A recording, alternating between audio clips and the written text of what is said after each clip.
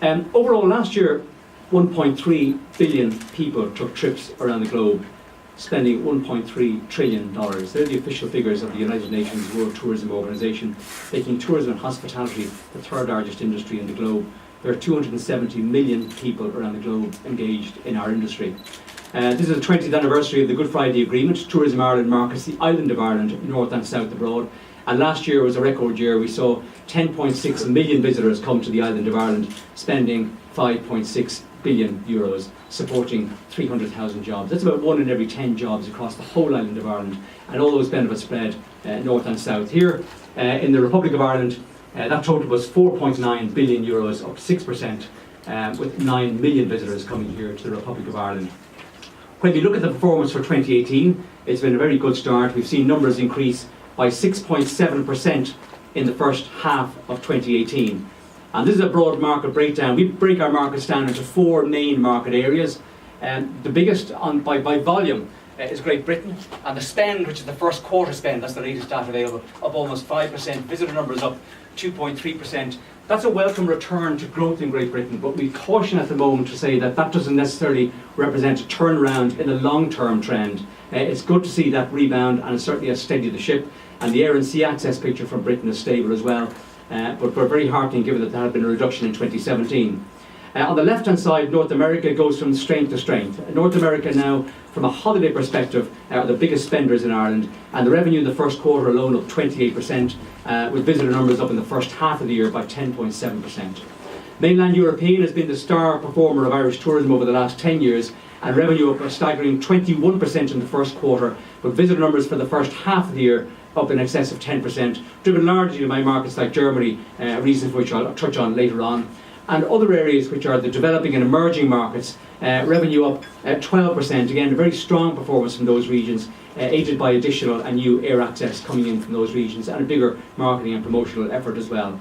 So across the board we're seeing increases in the first half of the year, a very heartening picture, and I'll take you through some of the issues going on on a market by market basis. Ireland, the Causeway Coastal Route and Belfast have been voted by Lonely Planner readers the #1 region to visit in the globe in 2018. That gives us a great push for Northern Ireland. And screen tourism, Star Wars and Game of Thrones, the biggest projects on the big screen and the small screen being filmed here on the island of Ireland, have been a great boost for us, and I'm going to touch on that during the course of the presentation as well. Another major factor working in our favour is the whole issue of air access. About 85% of people who come to the island of Ireland come by air. I couldn't put up all the new routes, it just wouldn't fit it on the chart, but it gives you a flavour of what's going on. On the left hand side you'll see with Aer Lingus new routes from Seattle, Philadelphia and Miami. You'll also see from Canada, Air Canada from Montreal into Dublin, Toronto into Shannon, Air France from Paris into Cork, Ryanair having launched 3 new services from Germany into Ireland, accounting for a large proportion of the increase in European visitors. And historically then we've got the new air access from Hainan here in Beijing, which gives great air access into mainland China in general, and Cathay Pacific and Hong Kong giving great access around the Southeast Asia region and also down into Australia and New Zealand. So these new air routes opening up new opportunities, which on top, by the way, of those routes, the double dailies that come from Emirates and Etihad, and also the flight service from Qatar, opening up really good opportunities for us in those long haul markets.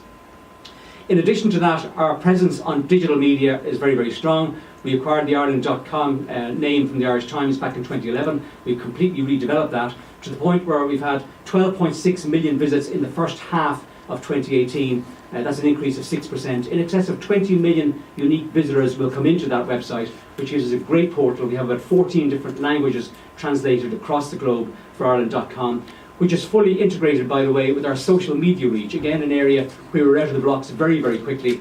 So between all these platforms, we've got 5 million followers. What's most significant, if you take Facebook, for example, where they're the 4th largest agency in the world, we have 4.2 million fans on Facebook. They all have an average of 200 friends each. We know who they are, we know where they live, and we know what they like because they keep on posting up there. It's a great platform for us. But it gives us a reach, a one click away from 800 million people. Add on to that YouTube, where we're the 3rd largest tourism agency on the globe, and Twitter, where we're the 4th largest. And integrate then the newer platforms in China like WeChat and Sina Weibo, gives us a very, very strong platform on which to push out those messages I talked about earlier on. Common travel area, extremely important from a tourism perspective. Things like the British-Irish visa scheme now, which operates in India and China, which allows people to travel to the UK and Ireland on one visa, very important for the continuity of our business, and even operating as a cross-border body as well, it's going to be very important that we are very mindful and watch that. There are 65 million British people taking trips abroad every year. They're still going to continue to take trips abroad even after Brexit, and we have to make sure that we've got a good share of voice from next February onwards. The global economy is something that is really important from a tourism and travel perspective. If people feel confident, they will travel more. And the geopolitical climate as well is very interesting to observe at the moment. And again, confidence is very important for our industry.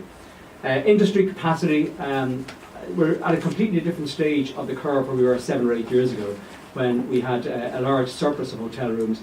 Now we do have a shortage. There is a large interest in capacity to visit Ireland, and I think it's going to be very important that we work with our colleagues in Fudge Ireland and local authorities to ensure that our industry are really well geared up for the future and increases in demand. And in that context, value for money and competitiveness will be absolutely key. There's really good value in getting to Ireland at the moment. It's really important that our customers get great value when they are here. And we need to maintain and increase our investment abroad to ensure our share of voice is very strong vis-à-vis our competitors. Because when we look at a market like Great Britain, for example, there are dozens of tourist boards operating in a very, very competitive marketplace with really good offers out there at the moment. We've seen our share of voice decline substantially over the years, and we have to be very tactical and very shrewd in relation to how we position ourselves and make sure that we get the best share of voice absolutely possible. We have a very strong autumn campaign that we'll be launching in a month's time with a lot of good off-season offers to come to Ireland. We really are now about trying to push business into the regions and particularly push them in the off-season as well. So winter is very, very important to us. In markets like Spain, for example, 40% of the customers come in the final quarter.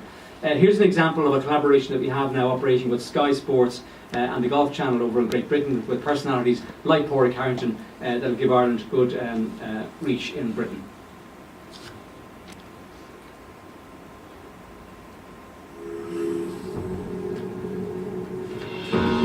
I gotta say, Ireland so far has got some of the most beautiful golf courses I've ever seen. The crowds are always amazing. It's a beautiful place to go and play golf.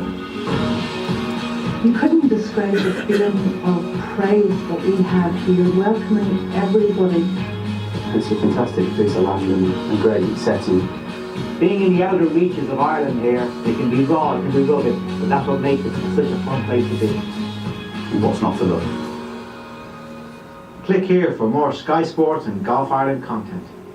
So Sky Sports viewers in Britain will be seeing that over the next number of months, again pushing the destination message very hard. I've mentioned digital earlier on, but our overseas promotion